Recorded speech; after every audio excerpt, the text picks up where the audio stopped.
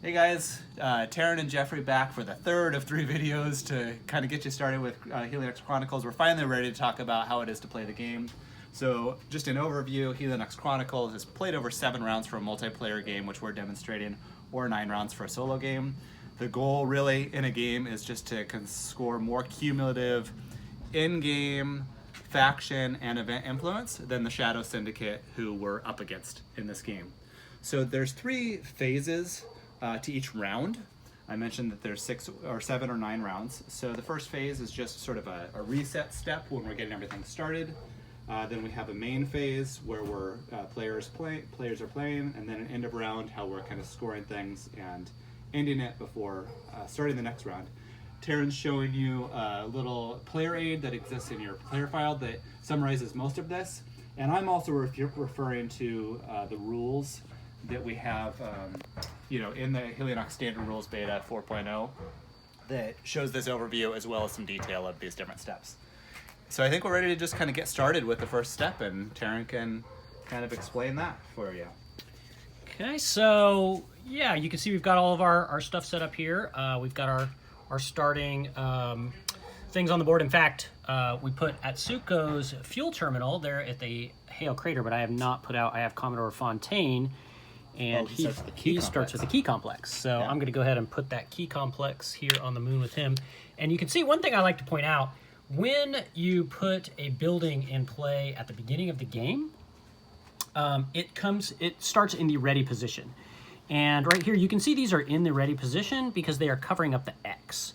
When a building becomes exhausted, and I'll explain more about what this does, but when a building becomes exhausted, it slides forward and it reveals the X. So now you can see X, it's exhausted because there's an X underneath it. So that's the way that we've been playing it.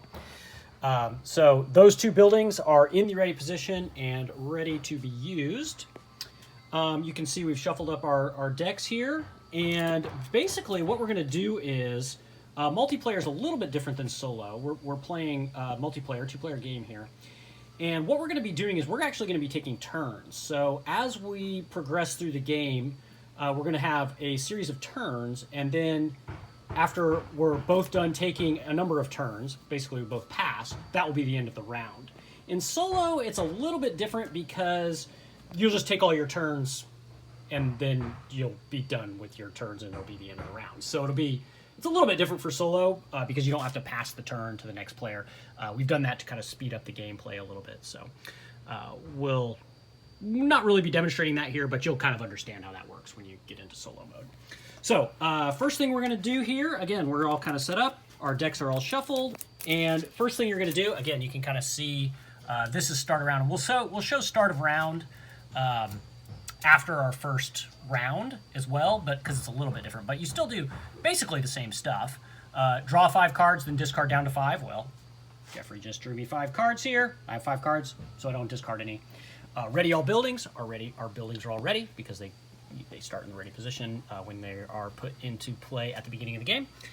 And then you thaw 1 cryo. Well, that is with your architect. You will thaw 1 cryo. We're not in cryo, but you can see we've got our little cryo cubes here in order to go into cryo. But we're not in cryo, so none of that happens really. So we'll show you that again at the end during the next round. A couple other things that we don't have on the player aid that Taryn's referencing that you might see more in other rounds is to reset these tracks back to 0 if they aren't at 0 at the end of your round, as well as remove any keys that may be out on the player board. But you'll see that in just a second when we do the second round if we have any of those active. Yep. And then, so the next part of start around is you have the event phase, and so you're going to place events one at a time. In multiplayer, we're going to place 4 events, so place that one out. And then when you place an event, you look at this top line, kind of this white area with a little arrow on it. And if there is an ability there, it triggers immediately. So that event does not trigger anything. Oh, and you can see, this is actually a purple event. You can see the little purple circle there. It matches the one here on the moon. So that's how you know where that event comes out. Second event comes out, also at the moon. Nothing happens with that one. Third event comes out. That one comes out here on Mars. Again, nothing happens with that one. And the fourth event comes out here on Europa. Again, nothing happens with any of those when they first come out. A lot of them don't, especially these more powerful, these 4-cost ones are a little bit harder to overcome. So those generally come out with no abilities triggering. So we have our first events placed, and we are now ready to play the round. Couple other quick notes. Had this been a solo game, you would have only put out 2 events instead of 4. Or if you were playing a 3 or 4 player game, let's say a 3 player game, for instance, you would have started with 2 random multiplayer cards in play. For a 4 player game, 4 random multiplayer cards in play. So we're not going to be playing with those, but just to show you what that would look like, and we'll kind of show you what would have happened at some point later in the video had those been in play. Okay, so now we move on to the main phase. And as you can see from the player aid here, there's a bunch of different stuff. This is when, basically you act and do all the stuff that you're going to be doing on your turn. There's a couple of things that can be done simultaneously. So all players at the table can simultaneously activate their architect abilities, or play any cards from their hand. And when you play cards, you're going to resolve those cards completely. So let's take a look and see what that looks like. And you can do it in any player order. There's no real first player marker or anything like that. So we'll just have Jeffrey do his turn first, and he can kind of explain what he's doing on his turn. So if I were to, I'm going to use my cryo ability. I need to put 4 defense on here in order to get. Four cryo on here in order to get 3 defense, which I've tracked on my board. And I can just play all my cards. So 1 material asset gives me a credit, another material asset, another credit, a sentinel prototype, another defense, material asset.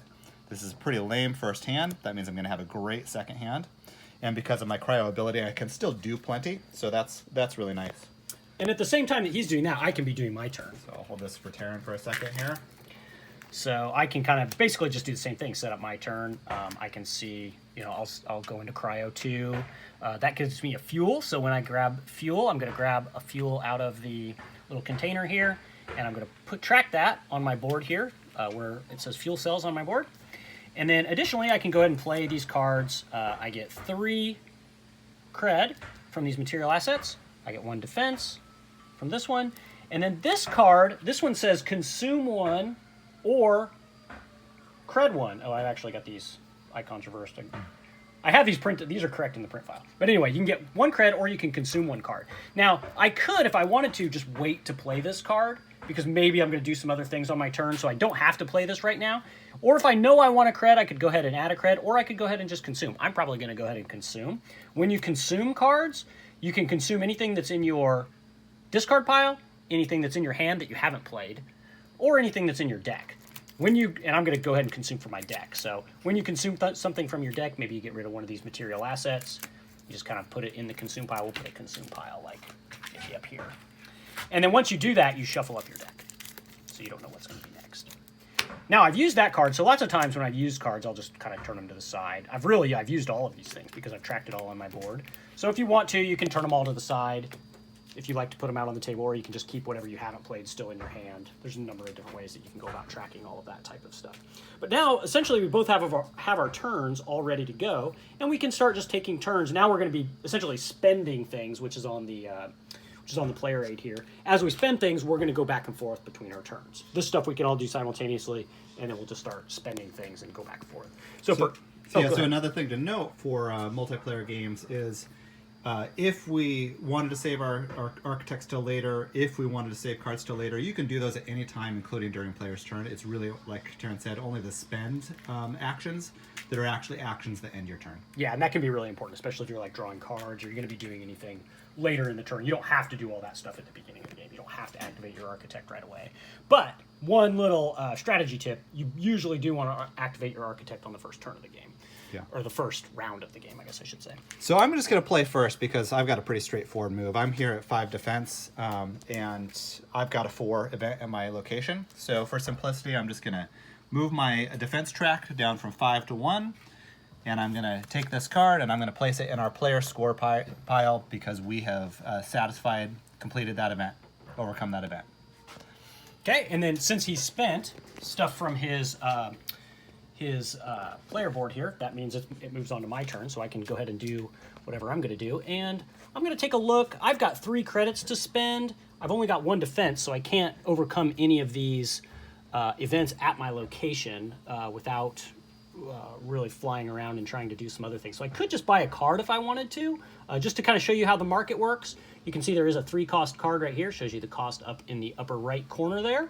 So I can just, again, spend all of my cred, grab this card from the market. When I buy a card from the market, it goes to the top of my deck, and so I'll be able to draw it next time I draw cards.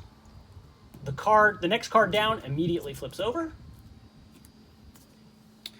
Now, if you want, Taryn, I could probably get a fuel and a key, use up pretty much all my credits, and I could come and help you out with that economic event on the moon, and you could finish it off, and then, you know, we wouldn't really be able to purge that social next turn, but we might as well try and get another event. Yeah. So I'm going to just go ahead and spend 3 credits, which allows me to buy any number of resources from my location. So I am going to exhaust my fuel terminal. One time, when you have a ready fuel terminal, you can buy for there at a discount. So I bought that fuel cell for 1. Normally it would cost 2 if I wasn't using a building for it. And the other 2 that I spent was to buy a key without a building. So again, I can buy those resources for 2 anytime, or I can buy them from a ready building for 1. And again, that ends his turn because he spent some credits. He's got those resources he can use later on in a future turn. Now, I think I have a fuel cell on here for some reason. I think I just did that during the example. Your cryo ability. Oh, my cryo ability. That's right. So I could fly around. I could actually fly over here, grab some defense if I wanted to, if I had a key, but I don't have any keys, so I can't, and I don't have any money left to buy more keys, so I can't really do any of that stuff. So really all I have is this defense. This fuel I'm actually going to save for next round. So again, it made sense for me to just go ahead and go into cryo, save this fuel, and this fuel is going to actually remain on my player board if I don't spend it. So I'm just going to go ahead and spend my 1 defense. Again, in multiplayer, you can collaborate on events. And Jeffrey, I know he's going to be he's going to use his key to get some more defense at the Hale Crater. So he's going to be bringing 3 defense over. So I might as well go ahead and just place my defense onto this 4-cost event. And again, because Terrence spent 1 defense from his player board, his turn's over. So now I'm going to use my key, which I can, once per turn at location, once per round at location, I can use to pick up key access. I'm grabbing defense 2. Moving up from 1 to 3 on my track here. Taryn, do you have any more turns? I have nothing else I can do, so I will go ahead and pass my turn. Okay, so I'm going to take the rest of my turns. I'm going to spend a fuel cell here, which allows me to fly to any location, come over here to Mars. And then I will spend my 3 defense to drop 3 more defense onto this event, which I can do like that, or since we now have enough, I can just remove it from play, and we have scored that event. Okay, and one thing to note, when Jeffrey used this key, he actually put it on the board here. The new version of this player board actually has some little squares in this location where you can put your keys. And that's to represent that you've actually used a key at that location. You can never use a location key access more than once per round. Per player. Per player, right. Yep. Okay, so I think that's the end of the round. Yeah. So now we move on to again, if you look at the player aid, we move on to the end of round event phase. First, we activate all end of round event abilities. So we have, thankfully, 1 building here that Terrence started with, so no infamy for us here. But we do receive a devastation to the fortress market, which I'm just going to set next door for just a second, and you'll see why. Okay. Yeah, we're going to try to figure out a nice way to do devastation on the markets, but that is going to be a market devastation on the fortress market, and that was activated because of this event right here. And then after you activate the events, then we go to the score phase, and the Shadow, which is the enemy that we are fighting against, the Shadow scores a number of events, 1 event for solo or 2 events for multiplayer. So we have 2 events left. So we'll score both of those. Yep. And then you also, based on the number of players, the Shadow scores a number of market cards equal to the number of players. And he always scores the highest influence card. So you can see there's a 3. So there's a 3. That's pretty brutal. And another 3. That's kind of rare. Yeah. Okay. These other 2 cards just go to the consumed pile so that we've completely reset the market. We're going to turn over the next card of each faction. And there again, the fortress market is devastated. That means we cannot purchase from that market until we remove that devastation. We can remove that either by spending 1 credit, 1 defense, or a card ability to remove devastation in a future round. Okay, so then we go back to the start of round, reset phase. So again, any cards that we have in play, we can go ahead and put those in the discard pile. We can draw 5 cards from our deck again. I only have 1, 2, 3, 4, 5 cards, so that's going to be my next hand. And then we make sure we ready all buildings. So I didn't actually use my building. I had that key complex there, but I did not use it, so it's still in the ready position. Jeffrey did use his, so he can ready that building. We each thaw 1 cryo, so we can just remove that from our architect. We won't be able to use our architects again until all cryo are removed and they're out of stasis. And then again, those couple things that we didn't have. Had we had any credit or defense left from the previous round, we would remove that, reset back down to 0. And we do remove this 1 key that was left at Mars, because now I can use the Mars location again. Finally, that's it for players. So we will be placing events 1 at a time again for the shadow, or for the round. So I'm placing again another moon event with no top line, another Europa, another Mars, and our first old world event. None of those had a start of round effect, instant effect, so we don't suffer anything right now, but we are in for the long haul here for 6 more rounds if we were going to finish this game. And I don't know, that might be a good place to stop, because you've gotten to see what start of round looks like both at the beginning of the game and after the first phase. Yeah, you got to see some different abilities play out. Some other things that you might consider. I showed you these couple of multiplayer events for those of you playing 3 or 4 player games. Put them back in play. Had we not dealt with these events in the previous game, then the Shadow would have actually scored 3 influence for each of those. This is an old set of events, I think. So he would actually score six influence for the Shadow at the end of that round. But if we had overcome those, all players would have gained a Fortress mark for completing this one. So we would just be taking that from the supply. Fortress marks are used like credits, but only for buying cards from the Fortress faction. And they can be held over from round to round, so they're useful in that way. Or for here on series, if we had overcome that one, we would have gotten biomarks. Those are different for each location. So we're not going to demonstrate those. Hopefully that explanation makes sense for those of you who are playing 3 or 4 player games, that you will either have 2 of those for a 3-player game or 4 of those for a 4-player game. And they're either given the Shadow influence or giving you some benefits if you do choose to overcome those rather than regular events. Yeah, and these cards do say, on the print file, I think it does still say Infamy. You can track it either way. You can just take Infamy, or you can just use Influence and just put Influence in the Shadow scoring file. Again, I'll update those files sooner or later. We recommend tracking as Shadow Influence because that's how it's set up in the survey. In the survey, okay. And so it'll just give a little bit better information of, like, is that cost right? We haven't done a lot of testing with these cards, so that'll help us to know if that card's working or if that's really what's swinging your game too much. Yeah, good point. And then also just note for these abilities, notice how there are no start of round abilities on these multiplayer events. See how they're the dark kind of background. That both of those, these are kind of conditional effects that will happen at the end of the round, if complete or if incomplete. So those are both end of the round, checks. So had this been the 7th round or 9th round in solo, after scoring these events for the Shadow and his final market cards, then you would basically just be adding up your score. I think that's pretty straightforward in the rule set. I don't know if we want to try and...